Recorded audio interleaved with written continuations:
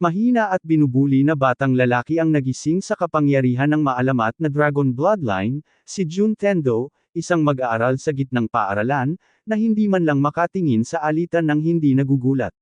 Ang kanyang ama, si Isao, ay namatay bilang isang bayani sa pamamagitan ng pagtalon sa riles ng tren upang iligtas ang isang bata mula sa paparating na tren. Pero kabaligtaran si Tendo. Nang may ilang mas matatandang kabataan na tumamba ng isang hanay ng mga bisikleta mismo sa harap niya para lang magsimula ng gulo, lumayo si Tendo at nagkunwaring walang nakita. At kapag dumaan siya sa isang karatula na nakasulat, "Kung makita mo ito, sabihin mo ang isang salitang matapang. Tigilan na natin ito." Tinatitigan lang niya ito dahil alam niyang hindi siya magkakaroon ng lakas ng loob na magsalita. Sinabi minsan ng kanyang ina sa kanya na balang araw ay lalaki siyang malakas at matapang, katulad ng kanyang ama. Pero hindi naniniwala si Tendo. Isang gabi, habang nag-iisa sa templo at nagpapakain ng ligaw na aso, isang ulap ng itim na usok ang lumitaw sa kalangitan. At mula rito ay bumabagsak ang isang halimaw. Ang nilalang ay may kumikinang na mga mata at baluktot na maskara, at sinimulan nitong habulin si Tendo sa mga kalye na parang demonyo. Tumakbo si Tendo para sa kanyang buhay hanggang sa matisod siya sa isang lumang templo. Sinusubukan ng halimaw na sumunod pero hindi makapasok. Doon, nakilala ni Tendo ang isang mungheng Budista na nagngangalang Gennon na naghihintay sa kanya. Ipinaliwanag ni Gennon na ang hugis dragon na nunal sa dibdib ni Tendo ay patunay na siya ay inapo ng isang sinaunang angkan, at siya lamang ang buhay na tao na kayang kontrolin si Yamato no Orochi, ang maalamat na 8 ulo na dragon. Pero ito ang pasabog. Wala na si Tendo sa sarili niyang panahon. Ibinalik siya ni Gennon ng mahigit 1,000 taon sa sinaunang Hapon, at gusto niyang lumaban si Tendo. Nagising si Tendo sa isang templo na ganap na iba. Lahat ng nasa paligid niya ay parang kinuha sa isang aklat ng kasaysayan. Walang kotse, walang boss, walang convenience store. Hinugot niya ang kanyang telepono at sinuri kung may signal, pero wala. Isang samuraing may mahabang buhok na nagngangalang Reiko Minamoto ang inatas ang mag-alaga sa kanya, ngunit malinaw na may pagdududa si Reiko sa tinatawag na tagapagligtas. Habang tinutulungan ng isang grupo ng mga babae si Tendo na magpalit ng tradisyonal na damit, mapagtanggol niyang hinawakan ang kanyang telepono nang may isa sa kanila ang umabot dito. Sigurado siyang isang uri ng kalokohan lang ito para sa isang palabas sa TV, pero tahimik lang si Reiko. Habang nagbabago pa si Tendo, biglang hinugot ni Reiko ang kanyang espada at pinutol ang bahagi ng uniforme ni Tendo sa isang galaw lang. Hindi man lang nakita ni Tendo na gumagalaw ang talim. Nararamdaman lang niya na nalalaglag ang tela. Tiningnan siya ni Reiko ng malamig at sinabing akala niya kahit papaano ay makakaiwas si Tendo doon. Tinanong ni Tendo kung sino ang posibleng makaiwas sa isang bagay na kasing bilis noon, pero hindi sumagot si Reiko. Sinabi lang niya kay Tendo na kailangan niyang magpalit ng damit. Habang nakasakay sila sa kabayo sa buong lungsod, nahihirapang manatiling balanse si Tendo at muntik nang mahulog, ngunit nasalo siya ni Reiko at hinayla pabalik. Bumubulong si Reiko na tiyak na nawala sa katinoan si Genin dahil dinala niya ang isang katulad nito. Nagsisimulang makilala ni Tendo ang ilang palatandaan. Ang tulay na kanilang tinatawid ay mukhang Shio Ohashi, at ang lugar sa paligid nila ay sinasabing John. Pero walang geisha, walang bus sa lungsod, at walang turista kahit saan. Tiningnan muli ni Tendo ang kanyang telepono, ngunit walang signal pa rin, at lubos siyang naguguluhan sa lugar. Tinanong ni Tendo kung nasa Kyoto sila, pero hindi pa naririnig ni Reiko ang pangalang iyon. Sabi niya nasa kabisera sila ng Taira, na itinayo matapos magkaroon ng napakaraming sakuna sa lumang kabisera ng Nagaoka. Nanlamig ang dugo ni Tendo dahil natanto niyang si Reiko ay nagsasalita tungkol sa Nagaoka-kyo, ang sinaunang kabisera na umiral mahigit 1,000 taon na ang nakalipas. Ibig sabihin, nasa Heian-kyo sila, at nagsimulang isipin ni Tendo na nababaliw siya dahil talagang ibinalik siya sa nakaraan. Si Tendo ay dinala sa harap ni Gennon at ng marangal na korte. Puno ang silid ng mga monghe at maharlika na nakatingin lahat sa kanya na parang isa siyang exhibit. Ipinaliwanag ni Gennon ang sitwasyon. Taon na nilang inaatake ang mga oni, sinusunog ang buong distrito, nagkakalat ng sakit, at pumapatay ng mga inosenteng tao. Ang tuloy-tuloy na pag-atake ay dahan-daang sum-ire sa Suzaku Oji Avenue habang sinusunog ng mga Oni ang mga bahay at pumapatay ng mas maraming tao, na nagdudulot ng pagdurusa sa mga inosente. Sinabi ni Jenon kay Tendo na siya lang ang pag-asa nila. Ang kailangan lang niyang gawin ay gisingin si Orochi at gamitin ang kapangyarihan ng dragon upang wasakin ang lahat ng Oni. Pero tumanggi si Tendo. Tumingin siya sa sahig at sinabing isa lang siyang babaong bata sa middle school. Hindi pa siya nakasali sa tunay na labanan, hindi siya marunong magkontrol ng dragon, at hindi niya maintindihan kung bakit siya pa. Hindi niya sila matutulungan, hindi siya ang tamang tao. Ipinaliwanag ni Jenon na ang nunal sa kanyang dibdib ang patunay na siya ay mula sa marangal na angkan, at tanging ang isang mula sa angkang iyon lamang ang makakagising kay Orochi. Ang dragon ay sinelyuhan matapos ang isang marahas na digmaan, at ngayon kailangang tapusin ni Tendo ang sinimula ng kanyang ninuno. Pero nagulat si Tendo at umiling. Sabi niya hindi siya marunong lumaban at hindi pa nakakalaban kailanman, at walang paraan na makokontrol niya si Orochi. Hindi siya malakas, hindi siya matapang, at hindi siya katulad ng isang tagapagligtas. Nandidiri ang mga maharlika. Isa sa kanila ang tumayo at tinawag siyang duwag, habang ang isa naman ay nagtanong kung paanong ang isang napakababang uri ng tao ay magkakaroon ng kapangyarihang iligtas ang mundo gayong siya ang dapat nilang tagapagligtas.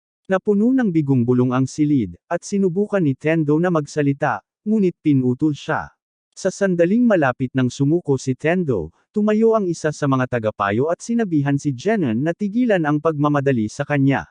Ang pangalan niya ay Hinomaru Taji, at sinasabi niyang malupit na madaliin ang isang batang lalaki sa napakalaking desisyong ito. Humihingi ng paumanhin si Jenon sa tagapayo, sinasabing iniisip lang niya ang kaligtasan ng mga tao, at tinatanggap ni Taji ang paumanhin dahil naiintindihan niya ang pag-aalala ni Jenon. Mamaya, dinala ni Taji si Tendo sa isang pribadong silid at inalok siya ng maraming pagkain para makakain at makapagpainit. Mainit at tahimik ang silid, hindi katulad ng tensyonadong kapaligiran ng korte ng mga maharlika. Ipinaliwanag ni Taji na bagaman naiintindihan niya ang pagmamadali ni Jenon, masyado ring nagmamadali ang monghe upang malutas ang isyu ng Oni.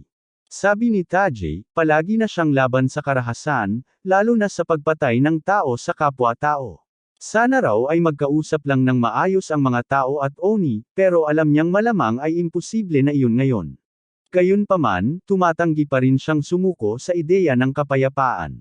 Tuwang-tuwa si Tendo dahil si Taji ang unang tao sa mundong ito na nagtrato sa kanya bilang tao at hindi bilang sandata.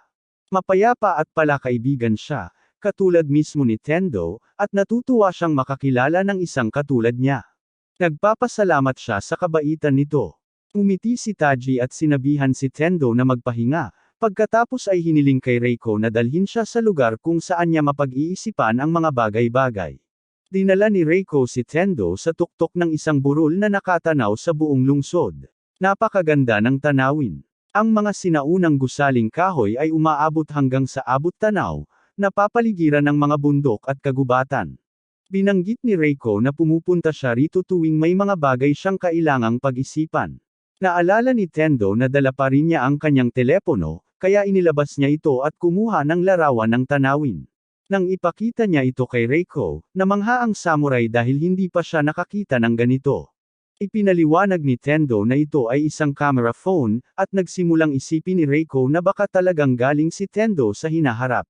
Habang nakaupo sila doon, biglang inabot ni Reiko ang isang tutubi na lumilipad sa tabi ni Tendo, ngunit hindi niya ito nahuli. Sinabi niya kay Tendo na palagi na siyang nakakagupit ng mga tutubi gamit ang kanyang espada, pero hindi pa siya kailanman nakahuli ng isa gamit ang kanyang sariling kamay. Gusto niya ang hamon ng pagsubok. Sinabi ni Tendo sa kanya na mali ang ginagawa niya.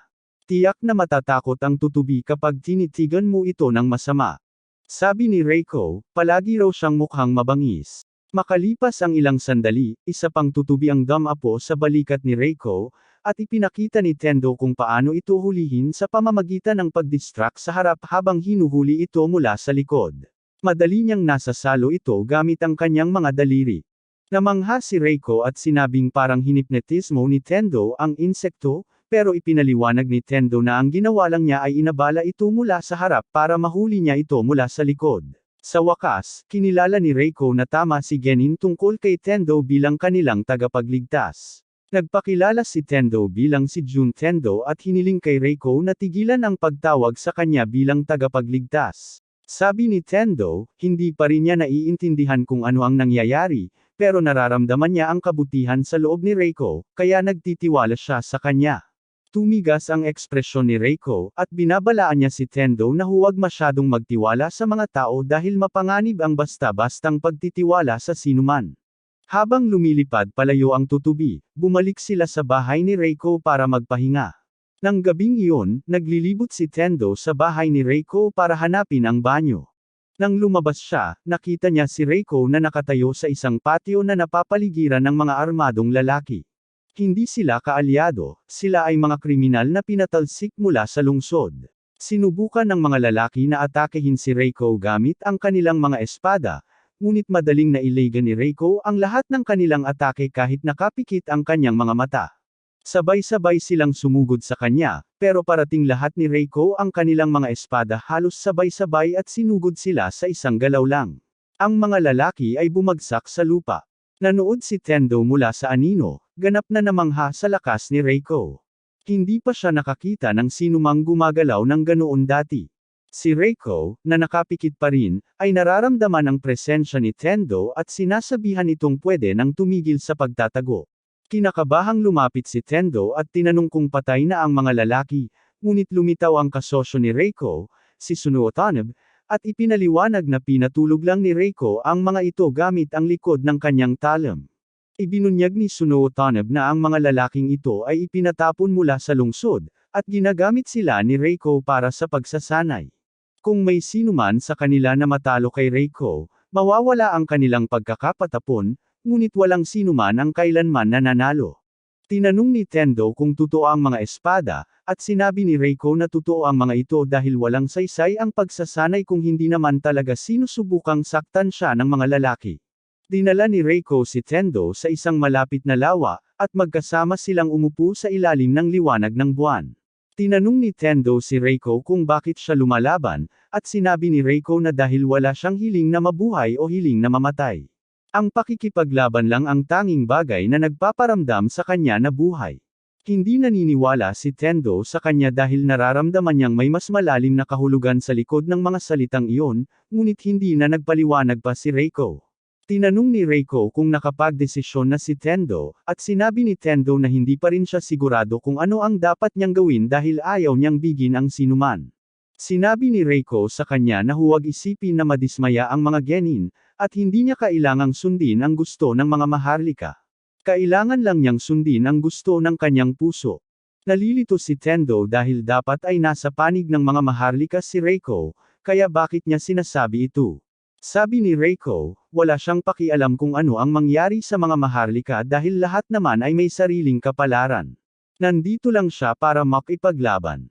Bago pa makapagtanong si Tendo, may tumunog na kampana sa malayo. Ito ay isang babala. Papalapit na ang mga oni sa lungsod. Tinawag ni Reiko si Sana, at naghanda sila para sa labanan. Sinusubukan ni Tendo na habulin sila, pero nakasakay na ang dalawa sa kanilang mga kabayo at mabilis na umalis. Inilunsad ng mga oni ang buong-buong pag-atake sa lungsod. Nagmamadaling pumunta sa kanilang mga posisyon ang mga samurai habang nagtatakbuhan naman ang mga taga-nayon sa takot. Isang higanteng oni na parang gagamba ang lumitaw sa tuktok ng isang gusali at nagsimulang magpaputok ng sapot sa sinumang lumapit. Sinubukan ng mga mamamana na pabagsakin ito gamit ang sunod-sunod na pana, ngunit hindi nila ito tinamaan. Dumating sina Reiko at Sana sa harapang linya at sinalubong ng strategist ng hukbo, na nagpasalamat sa kanilang pagdating at sinabing kaya naman nilang harapin ang mga oni kahit wala sila. Pero biglang, isang sapot ang tumama diretso kay Reiko, na nagawang maiwasan ito. Ang gagambang oni ay lumitaw sa tuktok ng isa sa mga gusali, at sinubukan ng mga sundalo na ilunsad ang isang nasusunog na proyektil dito, ngunit nagkamali at tinamaan ang gusali sa halip. Mabilis na napagtanto ni Reiko na may mali. Ang gagambang oni ay isang pagkaabala lamang. Ang tunay na target ay ang Shinsenin Temple, kung saan nakasilem ang espiritu ni Orochi. Agad siyang nagsimulang pumunta doon. Nasakop na ng mga Oni ang templo, at halos hindi na ito maipagtanggol ng mga sundalo. Dumating si Jannon sakay ng kabayo at sinundo si Tendo, na naglalakad-lakad sa mga kalye at naghahanap kay Reiko. Dinala ni Jannon si Tendo sa isang bangka sa lawa, at nagtungo sila patungo sa templo. Ipinaliwanag niya na ang templo ay puno ng enerhiya mula sa ugat ng dragon at dito nakalagak ang espiritu ni Orochi. Habang nasa bangka pa rin sila, patuloy na sinisira ng mga Oni ang templo sa paghahanap kay Orochi. Nakarating sila sa isang kakaibang istrukturang bato na may estatwa sa loob. Sinabi ni Jannon kay Tendo na sa santuaryong ito nagpapahinga si Orochi, at kailangan niyang bigkasin ang isang espesyal na awit upang gisingin ang dragon. Pero hindi alam ni Tendo kung ano ang gagawin. Hindi siya marunong ng anumang awitin. Patuloy siyang tinutulak ni Jannon, sinasabing si Orochi lang ang habol ng mga Oni. Kung hindi madyay gising ni Tendo ang dragon, mawawasak ang Heian, at walang babalikan si Tendo na kinabukasan. Si Reiko ay nakikipaglaban sa mga alon ng Oni, pinupugutan sila isa-isa. Pero napakarami. Unti-unting nalalamangan ng mga Oni ang mga tagapagtanggol ng templo, at nasupil si Reiko habang ginagawa pa rin ni Suna ang kanyang makakaya upang lumaban. Isang Oni na gagamba ang nagpaputok ng sapot kay Reiko, at siya ay natrap. Ang malagkit na likido ay bumabalot sa kanyang katawan, at ang Spider Oni ay lumalapit para pumatay. Nakikita ito ni Tendo mula sa kabilang ibayo ng tubig. Tumitibok ang puso niya habang pinapanood si Reiko na nahihirapan, malapit ng mapatay. Itinaas ng gagambang Oni ang kuko nito. Sumisigaw si Tendo sa pangalan ni Reiko, at kumikinang ang kanyang birthmark. Isang talam ng tubig ang lumipad sa hangin at hinati sa dalawa ang Spider Oni, pinatay ito bago pa man makasakit kay Reiko. Nagsimulang umalag at magkawatak-watek ang santuaryong bato. Habang sinusubukang tumakas sina Jannon at Tendo, isang hindi nakikitang puwersa ang humihila kay Tendo pataas sa kalangitan. Pinalaya ni Suna si Reiko mula sa sapot, at napansin ng dalawa ang higanteng kumikinang na bato kung saan lang kanina si Tendo. Nagsisimulang mabuo ang tubig sa paligid ng bato, na pagkatapos ay sumasabog at nagiging mga durog na bato at tubig, na sumisira sa mga nakapaligid na gusali ng templo. Sa kalangitan, isang puting dragon ang nagdadala palayo sa walang malay na katawan ni Tendo. Kapag hamupa na ang pagkawasak, napansin ni Jannon ang lumilipad na dragon. Tumigil sa pakikipaglaban ang karamihan ng mga samurai at Oni at tumangala. Napagtanto ni Jannon na nagising si Orochi nang walang pagbigkas. Habang lumilipad si Orochi, nagising si Tendo at napagtantong nasa kalangitan siya. Biglang lumipad si Orochi ng diretso kay Jannon, pero sinabihan ni Tendo ang dragon na huminto, at malapit lang itong makaiwas sa kanya. Namangha si Reiko na sa wakas ay nagising na si Orochi. Sinabi ni Jannon kay Tendo na kahanga-hanga ang ginawa niya sa unang pagkakataon, na nagpapatunay na siya talaga ang kanilang tagapagligtas. Nalilito si Tendo tungkol sa kanyang kapangyarihan, ngunit ipinaliwanag ni Jannon na nararamdaman ni Orochi ang bawat kaisipan at damdamin sa loob ni Tendo, at tumutugon tulad ng isang alipin. Habang lumilipad si Orochi sa kalangitan kasama si Tendo na nagmamakaawang pababain, pinapanood sila ni Jannon na nawawala sa mga ulap. May isang samurai na bumagsak sa likuran niya at nagtanong kung ano ang dapat nilang gawin sa Oni. Sinabi ni Jannon sa kanila na patuloy na habulin at patayin ang marami hanggat kaya nila, dahil nararamdaman niya na malapit na ang katapusan ng Oni, ngayong nagising na si Orochi. Dinala ni Orochi si Tendo sa kalangitan hanggang sa sumunod na araw, hanggang sa tuluyang lumapag sa isang liblib na bahay sa gubat sa mga bundok. Lumapit si Orochi sa lupa at binagsak si Tendo, na nagulat na mayroon siyang matatawag na alipin. Lumipad palayo ang dragon at lumingalinga si Tendo sa paligid. Pumasok si Tendo sa lumang bahay at nakakita ng silid na puno ng basag na palayok. Sa sulok may gumagalaw. Iyon din ang Oni na umatake sa kanya sa kasalukuyan. Sinugod siya ng Oni at tumalon pabalik si Tendo. Habang bumabagsak siya sa lupa, bumabagsak din ang Oni. Napagtanto ni Tendo na yun din ang nasa harap niya kanina at sinubukan niyang tumakbo, ngunit nabangga siya sa isang pader. Bago maabyutan ng Oni, may lumipad na palaso mula sa mga puno at tinamaan ito sa balikat. Nalipad ang maskara ng Oni at napunta sa kamay ni Tendo, kasabay ng pagiging tao ng Oni. Naitapon ni Tendo ang maskara sa pagkabigla at ang batang babae ay nahulog sa kanyang mga bisig. Tumakbo ang mga sundalong samurai patungong Tendo at napagtanto na siya ito. Tinanong nila kung bakit siya naroon at sinabihan siyang lumayo sa babae, dahil isa siya sa mga oni na sumalakay sa Shinsen at templo. Mapanganib siya, pero nag-aalangan si Tendo. Tinitingnan niya ang mukha nito at napagtanto na hindi ito isang halimaw. Babae lang siya. Dumating si Orochi para protektahan siya at gumawa ng desisyon si Tendo. Inilagay niya ang batang babae sa likod ni Orochi, sumampa, at sinabi sa dragon na kailangan nilang makahanap ng doktor ng mabilis. Lumilipad sila palayo habang pinapanood ng mga sundalong samurai. Dinala ni Tendo ang batang babae sa isang nakatagong nayon sa mga bundok. Pagdating nila, aksidente silang nakabangga ng ilang oni. Bago pa man makapagpapana ang isa sa kanila, pinigilan ito ng isa nang mapansin nila ang sugatang batang babae. Isa sa mga oni ay gumagamit ng mga puno upang bitagin si Orochi at pilitin siyang lumapag. Isang maliit na lalaki ang umabot sa mukha ni Orochi at pinatulog ang dragon. Natambos si Tendo at nakita ang sarili na napapaligiran ng mga oni. Nagmakaawa siya sa kanila na huwag siyang patayin, ngunit nagising ang dalaga at itinutok ang kutsilyo sa kanyang lalamunan, sinasabing ipaghihiganti niya ang kanyang mga kaibigan. Ang maliit na lalaki ay naglakad patungo sa kanila at sinabihan siyang huminto. Ibinunyag niya na si Tendo ay isang inapo ng angkan ng Magatama, at matagal na nilang hinihintay siya. Tila alam na ng maliit na lalaki ang pangalan ni Tendo. Pabalik sa base ng nayon, nangako ang maliit na lalaki na hindi nila kakainin si Tendo at sinabi sa oni na ligtas nang tanggalin ang kanilang mga maskara. Habang ginagawa nila iyon, bawat isa sa kanila ay nagiging tao muli. Nanghihilakbot si Tendo. Isang maliit na batang lalaki sa kanila ang nagsasabing hindi si Tendo ang hinihintay nila dahil hindi siya kumikinang. Napagtanto ni Tendo na ito rin ang batang sumugod sa kanya sa templo. Pumasok ang batang babae sa gusali, at ipinakilala siya ng maliit na lalaki bilang kanyang apo, si Mizuha. Humihingi siya ng paumanhin sa pag-atake sa kanya kanina at nagpapasalamat sa pagliligtas niya sa kanya. Hiniling ng lolo kay Mizuha na igiya si Tendo habang naghahanda sila ng isang piging. Habang ipinapakita ni Mizuha sa kanya ang paligid, huminto sila sa gilid ng isang bangin na nakatanaw sa kagubatan. Napansin ni Tendo na tila naiinip at hindi komportable si Tendo kapag formal, kaya sinabi niya sa kanyang pwede siyang makipag-usap sa kanya na parang normal na tao. Nagpakilala siya at sinabing maaari siyang tawaging Jun pero nagpasya siyang Sir Jun.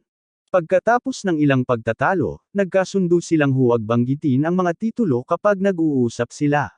Dumating sila sa isang lawa at umupo sa ilalim ng isang puno. Inamin ni Mizuha na inaasahan niyang magiging nakakatakot ang inapo ng angkan ng Magatama, pero natutuwa siyang mabait lang si Tendo. Tinanong ni Tendo tungkol sa sugat niya, at sinabi niyang masakit, pero hindi siya naaapektuhan nito. Tinanong niya kung nakakaramdam ng sakit ang mga oni, pero sinabi ni Mizuha sa kanya na ang oni ay pangalan lang na ibinigay ng mga tagalabas sa kanyang mga kababayan. Biglang dumura ng tubig sa Tendo ang batang lalaki mula kanina mula sa lawa. Habang gumagapang siya pataas sa isang napakalaking ugat ng puno, inakusahan niya si Tendo ng pambubuli kay Mizuha, kahit wala naman siyang ginagawa. Maraming bata ang biglang lumitaw mula sa wala at naglatag ng bitag, nahuli si Tendo gamit ang lubad at ibinitin siya ng baligtad. Ipinaliwanag ng batang lalaki na ayaw ng kanilang mga tao na tawaging oni, at ang paggamit ng salitang iyon ay nagiging bully kay Tendo. Humihingi ng paumanhin si Tendo at inaamin na hindi sila katulad ng inaasahan niya. Sinabi ni Mizuha sa mga bata na palayain siya, at ginawa naman nila. Tinanong niya kung alam niya ang tunay na kahulugan ng salitang oni, at sinabi niya na akala niya ay demonyo lang ang kahulugan nito. Ipinaliwanag ni Mizuha na ang oni ay nagmula sa salitang balat. Sinimulang tawagin ng mga mayayaman at itinapon ng mga tao ang mga mahihirap at itinapon na oni, na tinatrato sila na parang mga hindi nakikitang halimaw, ngunit bahagi lamang iyon ng kwento. Nagsikap ng husto ang mga maharlika upang burahin ang katotohanan tungkol sa pinagmulan ng oni. Dinala ni Mizuha si Tendo sa isang mabatong bundok at isiniwalat na ang kanyang mga tao ay dating nakatira sa Kagano sa lalawigan ng Yamos. Nakatira sila sa gitna ng malinaw na tubig at magagandang kagubatan bilang mapayapang mga magsasaka at tagapangalaga ng kagubatan. Pagkatapos, walang babala na sinakop ni Junan at ng mga maharlika ang lahat. Sinabi ni Mizuha kay Tendo na kung patuloy na hahayaan ng mga Oni na gawin ni Genon ang gusto niya, sakupin niya ang buong bansa. Kaya naman kailangan nila ang tulong ni Tendo. Nalilito si Tendo dahil ang kwento ni Mizuha ay kabaligtaran ng sinabi sa kanya ni Junon. Insistent siya na nagsisinungaling sa kanya ang mga maharlika at nililinlang siya sa pamamagitan ng kanilang mga kwento. Naalala ni Tendo ang babala ni Reiko tungkol sa pagtitiwala ng walang pag-aalinlangan sa mga tao. Kinabukasan, nagdaos ang mga Oni ng isang pista para kay Tendo. Habang kumakain at nagdiriwang, nakipag-usap si Tendo sa pinuno ng nayon. Sinabi niya sa matandang lalaki na hindi niya naman sa tingin na masama ang ginagawa ni Junon at ng mga maharlika sa lungsod. Sa hinaharap, mas maunlad ang Kyoto, at tila natural lang para sa mga tao na magtayo ng mga lungsod kung saan komportable ang lahat. Sumang-ayon ang pinuno ngunit ipinaliwanag na upang may tayo ang kanilang maunlad na lungsod, sinira ng mga maharlika ang mga puno ng cedar sa bundok kita nang hindi nag-aalala sa mga kahihinatnan. Sabi niya kapag nagagalit ang kalikasan sa pagkasira ng buhay, nagiging kaaway ng sangkatauhan ang kalikasan. Kapag lubos na nasira ang kalikasan, wala nang matitirhan ang mga tao. Ang mga tao ay bahagi rin ng kalikasan, at ito ay isang bagay na hindi dapat kalimutan ng mga tao. Hinawakan ni Yamazumi, isang malaking mandirigmang Oni, ang balikat ni Tendo habang umaalis ang pinuno at sinabihan siyang kalimutan ang mabigat na usapan at makipag-inuman sa kanila. Tumingon ang pinuno at tinanong kung tutulungan ni Tendo ang mga Oni na labanan ang mga maharlika. Naiintindihan ng pinuno na nalilito si Tendo kung aling panig ang kanyang pipiliin, kaya ipinaliwanag niya ang tunay na layunin ni Genon. Nais ni Genon ang kapangyarihan ng tubig ng lawa ng Biwa at naniniwala na kung makokontrol niya ang lawa, makakamit siya ng kapangyarihan na higit pa sa mga Diyos. Ito ang dahilan kung bakit pinilit ni Hainen si Tendo na gisingin si Orochi, ang kapangyarihang ginamit ng mga ninuno ng Oni upang talunin at isara sa pamamagitan ng kanilang buong lakas. Ipinaliwanag ni Tendo na sinabi lamang sa kanya ni Genon na tanging tunay na inapo ng mga maharlika lamang ang makokontrol sa Orochi. Galit na sumigaw ang batang lalaki na ito ay kasinungalingan at tanging ang isang inapo ng angkan ng Magetama lamang ang makokontrol kay Orochi. Idinagdag ni Mizuha na tanging isang inapo lamang ng angkan ng Magetama na may dugong Susanoo ang makokontrol kay Orochi at ang marka sa balat ni Tendo ang nagpapatunay na siya ay kabilang sa angkang iyon. Naaalala ni Tendo ang kakaibang nunal sa kanyang katawan. Sinabi ni Mizuha sa kanya na dapat siyang lumaban para sa kanila dahil siya ang huling pag-asa ng mga Oni. Ipinaliwanag ng pinuno na pinili ng mga miyembro ng angkan ng Magetama na nahuli ni Genon ang kamatayan kaysa gamitin para sa kasamaan. Ang ilan, gayunpaman, ay nakaligtas at lihim na pinoprotektahan ang kanilang minanang kapangyarihan. Patuloy na hinahanap ng angkan ng Oni ang mga ito sa loob ng daan-daang taon. Marami silang natagpo ang mga inapo. Ngunit si Tendo lamang ang nagpakita ng liwanag ng Magetama sa kanyang marka. Hindi maintindihan ni Tendo kung bakit siya pa. Sa tingin niya, hindi siya malakas at hindi siya magaling na tao. Hindi tinatanggap ni Mizuha ito at naniniwalang may lakas siyang lumaban. Sabi ni Tendo, hindi pa siya nakikipaglaban noon at hindi pa nga niya alam kung gusto niya. Sinabi rin niya na hindi siya naniniwala na talagang masama si Reiko o ang iba pang tao. Pagkatapos ay isiniwalat ni Mizuha na minsan ay nakipaglaban si Reiko kasama ang mga Oni. Nagulat si Tendo at gusto pang marinig ang iba, pero pinutol ng lider ang pag-uusap at sinabing hindi na kailangan ni Tendo ng karagdagang detalye. Tinanong ng pinuno si Tendo kung ayaw talaga niyang lumaban. Tumango si Tendo. Pinapaalalahanan ng lider ang lahat na malupit na ipasa ang napakabigat na desisyon sa isang batang lalaki lamang. Pagkatapos ay inutusan niya ang kanyang mga tao na buksan ang salamin ng tubig ng oras. Ibinunyag ng pinuno na si Genon ay may kakilakilabot na kapangyarihan, ang kakayahang pilitin ang pagbubukas ng pintuan ng oras mismo at malayang gumalaw sa pagitan ng nakaraan at hinaharap. Ang pinuno ay may kapangyarihan lamang na ibalik si Tendo sa hinaharap at hindi na siya maibabalik muli sa kanilang panahon. Habang naglalakad ang lahat patungo sa lawa, si Mizuha, na may malungkot na mga mata, ay hinawakan ang braso ni Tendo at tinanong kung talagang hindi siya makapagtitiwala sa mga Oni. Hindi makasagot si Tendo dahil hindi pa rin niya alam kung sino ang nagsasabi ng totoo.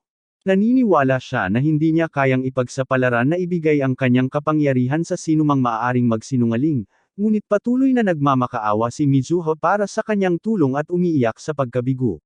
Isang biglang bagzo ng hangin ang dumaraan sa lambak at biglang lumitaw si Orochi mula sa wala. Hinawakan ng malaking ahas si Tendo at itinaas siya sa kalangitan. Tumalon si Mizuha at kumapit sa likod ni Orochi habang lumilipad sila palayo. Sa templo, si Janan, na nalulubog sa pagmumuni-muni, biglang nakaramdam ng presensya ng isang Oni. Biglang bumukas ang kanyang mga mata. Bumagsak ang kidlat mula sa langit at tinamaan si Orochi. Bumagsak ang dragon. Tumalon sina Tendo at Mizuha at gumulong sa lupa, ngunit bumangga si Orochi sa isang pader na bato sa tabi ng ilog at natrap sa mga bumagsak na bato. Tumakbo si Tendo kay Orochi at sinubukang palayain siya. Hindi niya maintindihan kung bakit biglang bumagsak si Orochi.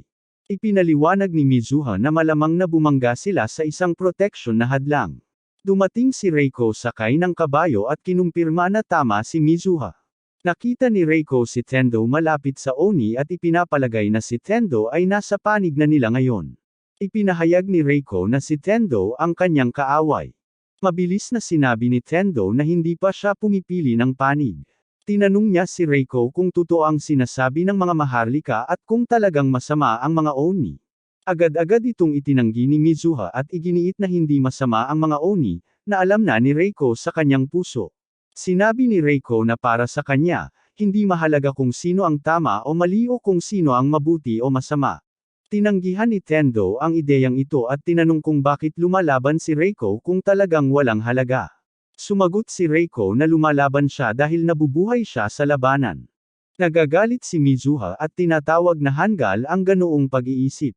Sabi niya, ang pakikipaglaban ay para lamang protektahan ang pinaniniwalaan ng bawat isa na tama, at nakikipaglaban siya para protektahan ang kalikasan sa paligid niya.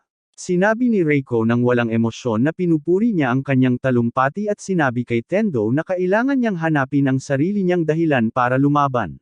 Sabi niya mas gusto pa rin niyang makasama si Tendo sa laban. Insist ni Mizuha na kakampi ni Tendo ang mga Oni dahil naiintindihan niya ang kanilang sakit. Tiningnan ni Reiko ang mukha ni Tendo at nagduda rito, dahil mukhang hindi pa rin nagpapasya si Tendo. Habang patuloy na nagtatalo sina Reiko at Mizuha, nakaramdam si Tendo ng pagka-overwhelm. Tinatakpan niya ang kanyang mga tainga at sinasabihan silang tumigil. Napagtanto ni Reiko na ang isang taong hindi makapagpasya ay nagiging pabigat lamang. Sabi niya, dapat umalis si Tendo sa larangan ng digmaan kung hindi siya makakapili, kung hindi ay magiging pabigat lang siya. Sumasang-ayon si Mizuha na hindi dapat madamay si Tendo sa kanilang digmaan. Gayunpaman, sinabi rin niya na lalaban pa rin siya kay Reiko kung susubukan itong pilitin si Tendo na sumunod sa kanya. Sabi ni Reiko, wala siyang planong pilitin si Tendo at tumalikod.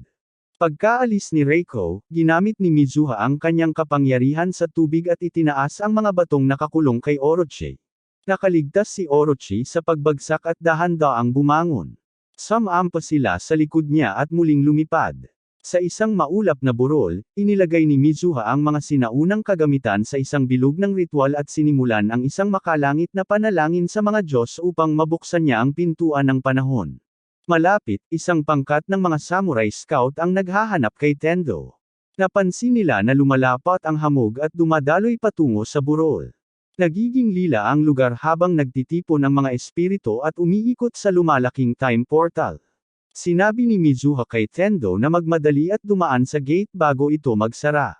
Bago pumasok si Tendo sa portal, tinanong niya kung bakit hindi na lang tumakas sina Mizuha at ang mga Oni mula sa digmaan. Sumagot si Mizuha na hindi naman gustong makipaglaban ng mga Oni. Bago pa siya makapagsalita pa, dumating na ang mga samurai at natuklasan sila. Naglakad si Tendo patungo sa portal ngunit naghagis ng bomba ang mga samurai at pinasabog ito gamit ang isang pana. Tinangay ng pagsabog sina Tendo at Mizuha at nawasak ang gate. Ang isipan ni Tendo ay lumilipad sa isang madilim na lugar. Naaalala ni Tendo ang araw na namatay ang kanyang ama na si Isao. Si Isaw ang lalaking namatay habang sinasalba ang isang maliit na bata mula sa aksidente sa tren.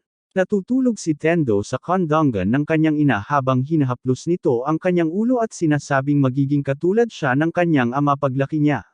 Lumipat ang eksena kay Isaw noong bata pa siya, naglalakad pa uwi. Nakita niya ang isang mas maliit na bata na binubuli ng mas matatandang lalaki. Binuhat ng isang bully ang bata at itinapon sa lupa ng napakalakas na umiyak ang bata. Habang papalayo ang mga bully, patuloy pa rin nila siyang nilalay. Sumulong si Isaw na may hawak na patpat. Nanginginig ang kanyang mga kamay sa takot, pero nakatayo pa rin siya sa harap ng mga bully at tinanong kung talagang sa tingin nila ay masaya ang pambubuli. Tinutukso siya ng mga bully at sinasabing mas mahina pa siya kaysa sa dapat para sa kanyang edad. Sinusubo ng nangungunang bully ang patpat kaya itinapon ito ni Isaw. Kahit walang armas at mas mahina ang katawan, ipinaglaban pa rin niya ang sa tingin niya ay tama. Malubhang binugbog siya ng mga bully at iniwan siyang may duguan ilong at pasa, ngunit muli siyang tumayo ng nakataas ang ulo. Nagising si Tendo kinabukasan sa tabi ng ilog at nakita ang dalawang lalaking nakaupo malapit sa kanya. Isa sa kanila ay si Suna, na nag-aalok sa kanya ng inihaw na isda. Ang isa pang lalaki ay nagpakilala bilang si Kinta, ang pinakamalakas na lalaki. Ipinaliwanag ni Suna na hinahanap niya si Tendo at natagpuan niya itong walang malay sa tabi ng ilog. Nakilala rin niya si Kinta habang naghahanap, kaya magkasama silang naglakbay. Habang naglalakad sila sa mga bundok, tinanong ni Tendo kung bakit nakikipaglaban ang dalawang ito kasama si Raiko. Sabi ni Kinta, nirerespeto nila si Raiko bilang manlalaban at hinahangaan ang lakas niya. Sinabi nila kay Tendo na minsan na nilang ipinangako kay Raiko na maaari niya silang tawagan kailanman kailangan niya ng suporta.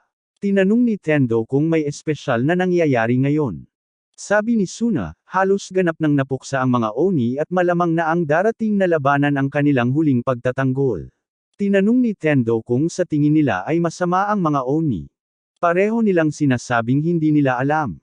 Ipinaliwanag nila na ang tanging dahilan kung bakit nila nilalabanan ang Oni ay dahil ang mga Oni ay kaaway ni Raiko. Tinanong ni Tendo kung lalaban pa rin sila sa Oni kung hindi na magiging kaaway ng Oni si Raiko. Sabi ni Kinta, walang dahilan para labanan sila sa ganitong sitwasyon. Nakangiti si Tendo at napagtanto na kung maipapakita niya sa kanila na hindi masama ang mga Oni, titigil sila sa pakikipaglaban sa kanila. Habang dumadaan sila sa isang matangkad na hagdan ng bato, biglang lumipad ang isang pana patungo sa kanila. Hinaranggan ito ni Suna gamit ang kanyang sandata. Lumalabas ang isang lalaki mula sa mga damuhan at inaatake sila. Hinugot ng dalawang panig ang kanilang mga espada at nagharap-harap. Pero pagkatapos ng isang napakahirap na sandali, ngumiti at tumawa ang apat na lalaki. Ang mga nag-ambush ay kaalyado nila. Pinagalitan nila sina Suna at Kinta dahil sa pagdating ng huli at sinabing ang pag-atake ay parusa. Ang dalawang kalyadong ito ay sina Seidemitsu at Sutek. Pinuri ni Suna at Kinta ang kanilang pagbuti sa kanilang mga kasanayan.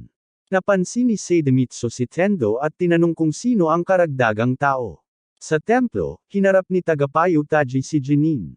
Tinanong niya kung totoo ang ulat mula sa ministry ng militar, na nag-aakusa sa Jinin na nag-utos na sunugin ang isang talaan. Naaga ni Taji ang sulat bago pa man ito tuluyang masunog. Habang tinatanong niya si Jinin, nararamdaman niya na may nagbago sa kanya.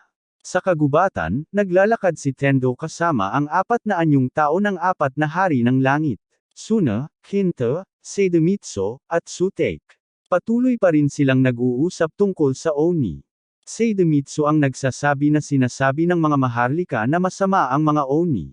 Sinabi ni Sutek na sapat na itong patunay, ngunit idinagdag niya na kung masama ang mga Oni, dapat ay kalahating masama rin si Reiko, dahil kalahati siyang Oni. Tinanong ni Tendo kung ano ang ibig niyang sabihin. Ipinaliwanag ni Suna na si Reiko ay ipinanganak mula sa isang marangal at isang Oni. Nang maglaon ay namatay ang kanyang mga magulang sa kamay ng mga Oni nang walang nalalamang dahilan. Dahil dito, kinamumuhian ni Reiko ang mga Oni at sinisisi sila sa lahat ng bagay, lalo na sa pagkamatay ng kanyang mga magulang. Dagdag pa ni Kinta, iba ang kanyang naririnig na kwento. Sinubukan minsan ng mga magulang ni Reiko na pigilan ang digmaan sa pagitan ng mga Maharlika at Oni sa pamamagitan ng pakikipag-usap sa mga nakatatanda sa bawat panig. Sa araw na parehong panig ay planong pumirma ng kasunduang pangkapayapaan, nagkaroon ng away at namatay ang mga magulang ni Reiko nang sumingit sila para pigilan ito. Natanto ni Kinta na nasabi niya ang labis at binalaan niya si Tendo na huwag ulitin ito kay Reiko. Nangako si Tendo na mananahimak at nagpasalamat kay Kinta sa impormasyon. Pagkatapos ay sinabi niya na dapat silang magmadali patungo sa palasyo ng Maharlika at lalo pang binilisan ng grupo ang kanilang lakad.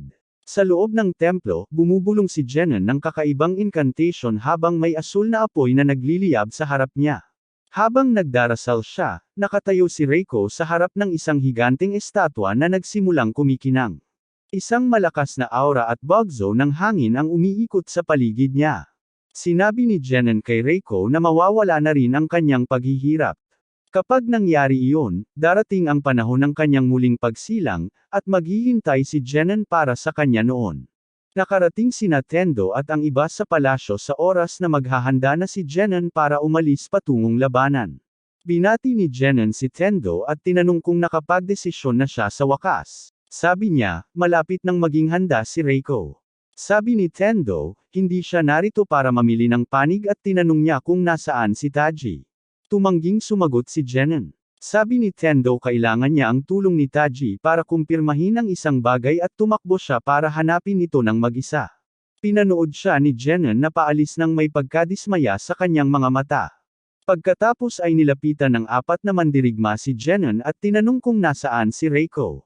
Sinabi lang ni Jenon na naghihintay siya sa kanila at ginabayan sila sa ritual ng templo. Ang 5 lalaki ay nakatayo bawat isa sa harap ng isang estatwa. Lahat ng estatwa ay sabay-sabay na nagningning. Nakahanap si Tendo ng silid kung saan nagtitipon ang mga tao sa paligid ng isang bangkay. Natanto niya na patay na si Taji. Dumaraan ang madilim na ulap sa kalangitan habang naglalakad palayo si Tendo sa kalungkutan. Pumasok siya sa bakuran at sumigaw sa kalangitan. Tinatawag niya si Orochi. Umalis si Jenon at ang hukbo ng mga samurai sa bakuran ng palasyo sa parehong sandaling iyon. Habang naglalakad pa uwi si Mizuha sa nayon ng mga Oni, nakaramdam siya ng malakas na hangin. Tumangala siya at nakita si Orochi na lumilipad sa kalangitan. Naiintindihan niya na ang dragon ay patungo sa Tendo.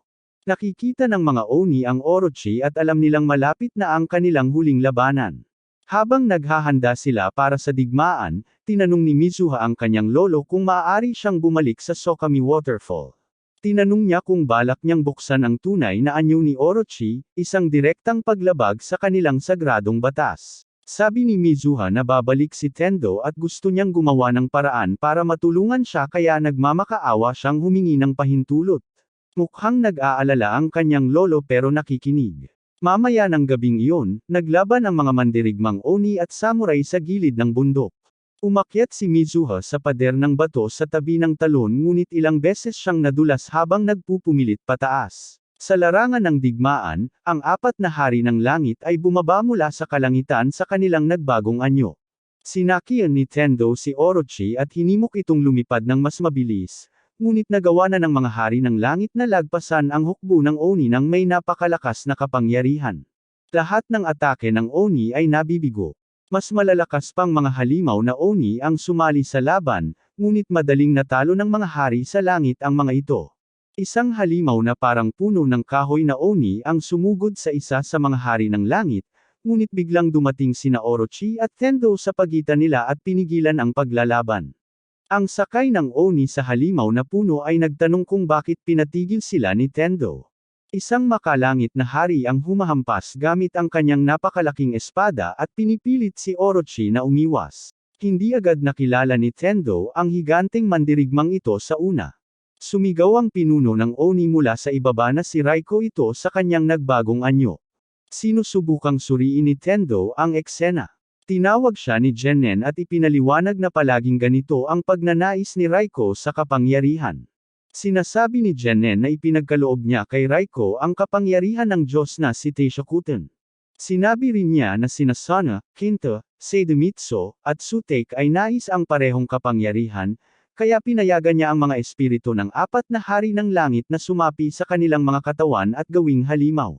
Kinumpirma ng pinuno ng Oni na ginagamit ni Jennen ang kanyang kapangyarihan sa Time Gate at mga sinaunang ritual upang payagan ang mga espiritong iyon na sakupin ang apat na mandirigma. Nakiusap si Tendo kay Jennen na ibalik sila sa anyong tao dahil kailangan niyang makipag-usap sa kanila. Tumanggi si Jennen at sinabihan si Tendo na sa wakas ay pumili na ng panig. Sabi ni Tendo, hindi siya bumalik para lumaban. Sa talon, nakarating si Mizuha sa tuktok at pumasok sa isang maliit na dambana na nakatayo sa pader ng bato. Sa loob, nakakita siya ng malaking batong tableta na naglalarawan sa tunay na anyo ni Orochi. Sa sahig sa harap nito ay nakahimlay ang isang espesyal na espada. Inabot niya ito, pero naglaho ang talam sa kanyang mga kamay. Napaluhod siya sa paghihirap at nagtanong kung tanging tunay na inapo lamang ng magatama ang makahahawak sa espada. Bumalik sa larangan ng digmaan, sinubukan ng mga mandirigmang Oni na madaliin si Jennen, ngunit hinaranggan ng kanyang hadlang ang bawat pag-atake. Muling hiniling ni Jennen na pumili si Tendo sa pagitan ng mga maharlika at ng Oni. Tinatawag niyang masasamang nilalang ang mga Oni na dapat burahin. Tumanggi si Tendo at sinabing hindi niya gustong makasakit ng sinuman. Tinatawag niya si Reiko at sinisikap siyang ibalik sa orihinal niyang sarili. Mukhang bigo si Jennen at binabanggit ang kanyang pangarap na isang tahimik na paraiso, isang mundo na nais niyang itayo sa ilalim ng marangal na kontrol. Sinasabi ni Tendo na ang perpektong mundo ni Jennen ay maaaring mukhang ideal sa kanya at sa mga maharlika, ngunit hindi ito ang ideal na mundo ng mga Oni. Sinagot ni Jennen na sinumang hindi tatanggap sa kanyang paraiso ay hindi karapat-dapat mabuhay. Sabi niya, sumasang-ayon sa kanya ang marangal na korte. Binanggit ni Tendo na may mapayapang plano si Taji na kapaki-pakinabang sa lahat. Sumagot si Jennen na namatay si Taji nang walang kabuluhan para sa panaginip na iyon. Inamin niya na ipinapatay niya si Taji matapos matuklasan ni Taji ang kanyang lihim. Ibinunyag ni Jennen na siya rin ang nag-utos sa pagpatay sa mga magulang ni Reiko sa araw ng kasunduang pangkapayapaan dahil hahadlangan ng kanilang kapayapaan ang kanyang mga plano. Natanto ni Tendo na paulit-ulit na pumapatay si Jennen ng mga tao para sa sarili niyang kapakinabangan. Sabi ni Jennen, ganyan lang talaga ang takbo ng politika, na kailangang isakripisyo ang ilang kabutihan, at na ang mga humahadlang sa kanya ay magdurusa sa mga kahihinatnan. Tinanggihan ito ni Tendo at sinabing kailangan niyang gamitin ang kanyang kapangyarihan upang pigilan si Jennen sa pagpapalaganap ng mas maraming kasamaan. Habang nakaharap si Tendo kay Jennen, lumilipad si Mizuha patungo sa larangan ng digmaan sa likod ng isang malaking nilalang na parang ibon. Hinihiling ng lolo niya sa ibon na tulungan si Tendo at hindi makatanggi ang ibon. Tinapos ni Jennen ang pag-uusap sa pamamagitan ng pag-uutos kay Reiko na atakehin sina Tendo at Orochi. Hinahamon niya silang talunin ang bagong anyo ng halimaw na ito. Binalot ni Orochi ang kanyang katawan sa paligid ni Reiko at pinigilan siya. Inabot ni Tendo at sinubukang gisingin ang diwang pantao na nakatago sa loob ng higanti. Dumating si Mizuha at sumigaw na may malalim na sugat sa puso si Reiko. Tinanong ni Tendo kung ang peklat na ito ay nagmula sa pagpatay sa kanyang mga magulang. Napagtanto ni Mizuha na alam na ni Tendo. Si Reiko, noong bata pa, ay nanunood sa isang masayang pamilya na dumadaan sa kanyang harapan sa isang bukid. Laging malungkot at nag-iisa ang kanyang mga mata. Nilapitan siya ni Mizuha. Madalas sabihin ng lolo niya sa kanya na balang araw, makakasama na sa kanilang nayon ang ama ni Reiko at paprotektahan niya ito hanggang sa araw na yun. Kailangang magkahiwalay ang pamilya ni Reiko dahil ang kanyang ama ay isang maharlika at ang kanyang ina ay isang Oni. Nagpalipad si Mizuha ng kawan ng mga tutubi sa hangin. Nakangiti si Reiko habang naglalaro sila sa bukid. Ang kanilang simpleng pagkakaibigan ay nagpapalimot sa kanya ng kanyang kalungkutan kahit sandali lang. Isang gabi, nasaksihan ni Reiko mismo ang pagpatay sa kanyang mga magulang. Tumutulo ang luha sa kanyang mukha habang pinapanood silang mamatay. Pagkatapos ng libing, napuot si Reiko sa kahinaan ng angkan ng mga Oni. Iniwan niya ang nayon at sumali sa mga maharlika, dahil sa pagnanais na magkaroon ng malaking kapangyarihan. Ipinaliwanag ni Mizuha na hindi kailanman nakatakdang maging masama si Reiko. Ang kanyang buhay ay dapat na maging simbolo ng kapayapaan sa pagitan ng mga maharlika at ng mga Oni. Habang nagsasalita siya, nakawala si Reiko mula sa pagkakahawak ni Orochi. Inutusan siya ni Jennen na patayin sina Tendo at Mizuha. Kinuha ni Reiko ang kanyang nahulog na espada at inatake si Orochi. Kumakapit sina Tendo at Mizuha kay Orochi at iniiwasan ang mga atake nito.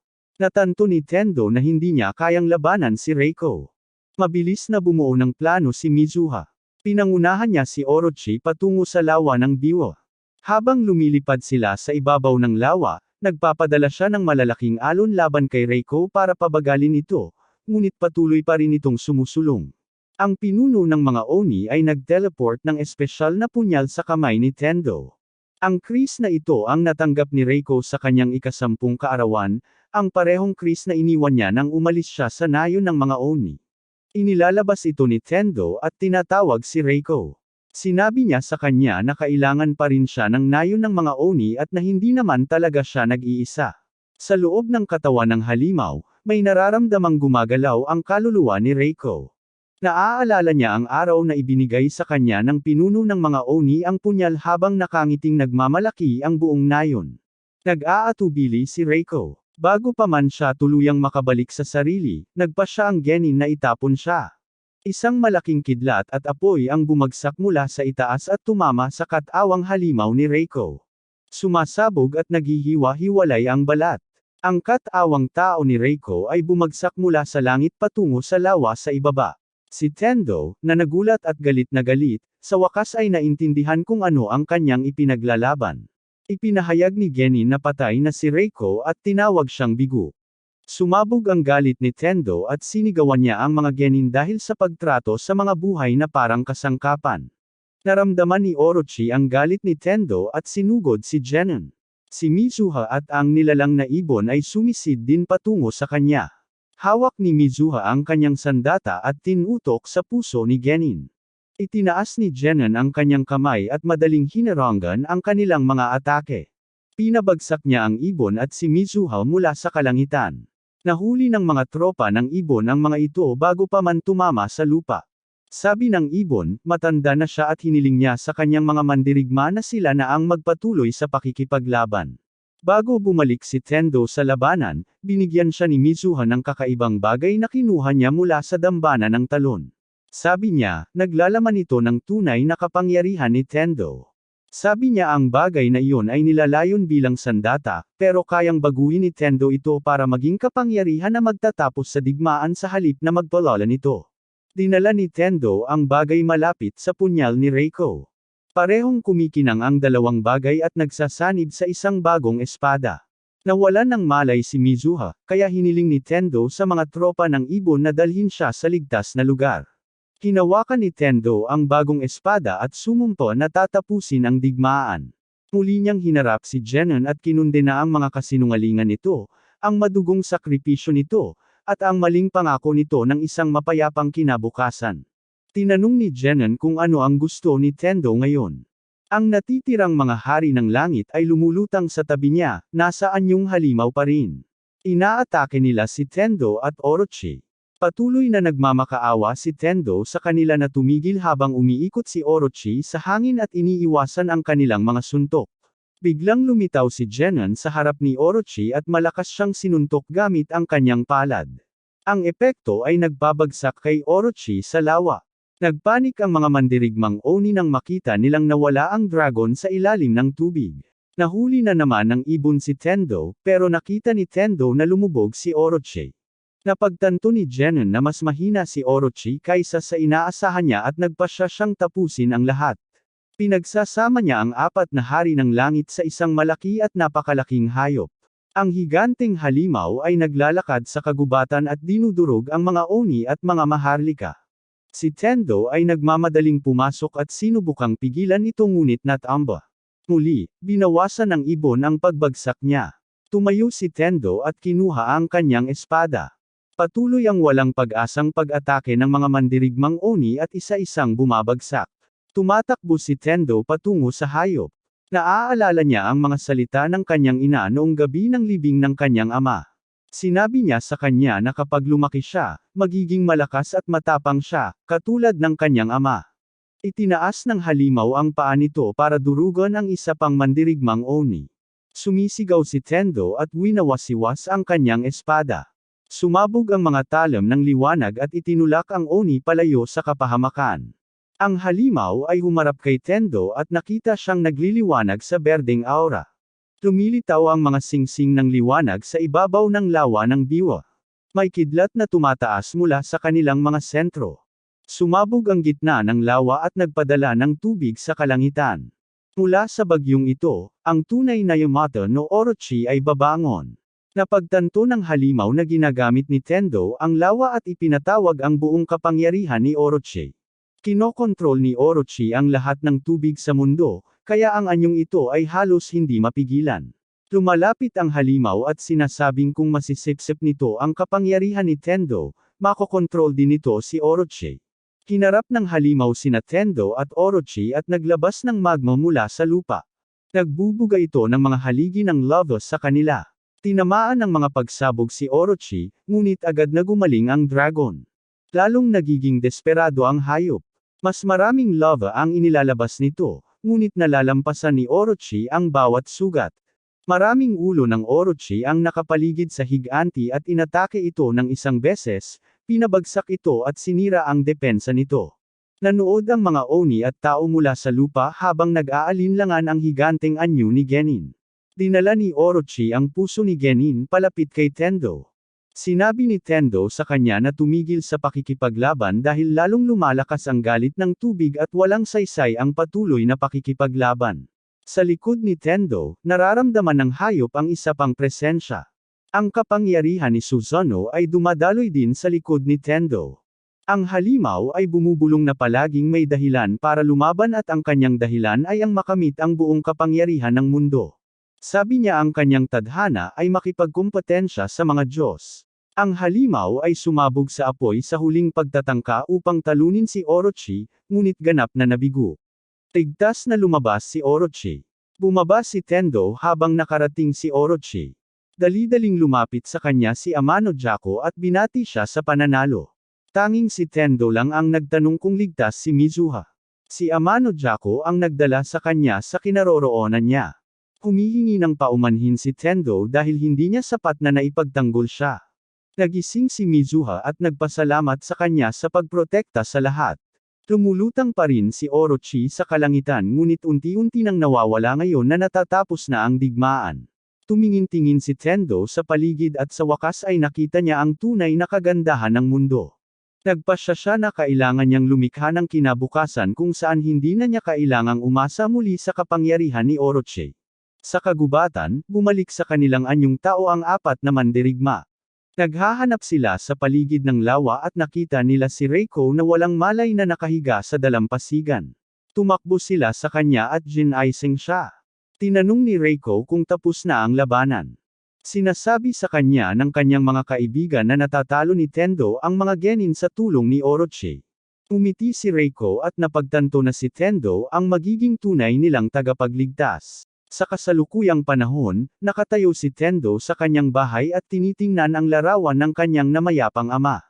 Napansin ng kanyang ina na patuloy siyang nakatingin sa larawan at tinanong kung may nangyari. Hindi sumagot si Tendo at umalis sa bahay. Sa paaralan, naririnig niya ang isang grupo ng mga batang babae na nag-uusap tungkol sa alamat ni Orochi. Nakangiti siya dahil alam niyang tunay na kapayapaan ang dala niya sa bansa. Sinuri niya ang kanyang telepono at tiningnan ang mga larawang kuha niya kasama sina Mizuha at Reiko bago siya bumalik sa kasalukuyan.